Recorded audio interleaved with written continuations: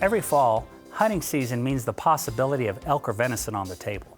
And no other cooking technique brings out the flavor of this lean red meat like searing it over hot charcoal. So today, we're going to show you how to make the most of your fall harvest with a recipe for elk tenderloin medallions in a mushroom cream sauce, all cooked on the Big Green 8.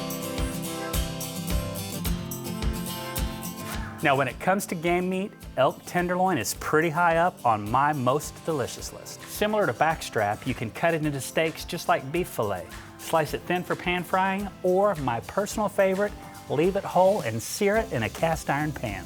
With any kind of game meat, it's important that it's properly trimmed and all the silver skin and sinew is removed entirely. First, we're going to season the outside of our tenderloin, and all we're using is a little salt and some black pepper.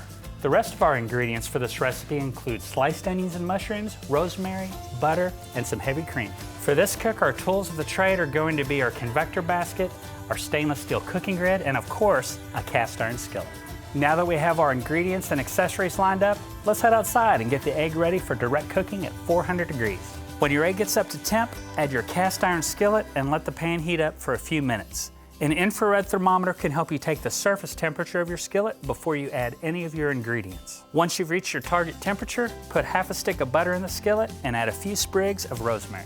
Add your elk tenderloins to the skillet and quickly sear them on each side until well browned, probably less than 2 minutes per side. Remove them from the pan when well browned but still rare at an internal temperature of 120 degrees. Tent your tenderloins with foil or butcher paper and allow them to rest while you finish the recipe. Next, add a little more butter along with your onions and mushrooms. Saute them for a few minutes until they caramelize. Now whisk in the heavy cream and continue to stir until the sauce thickens. Slice the elk tenderloin as thick or as thin as you like and add the medallions back into your cream sauce.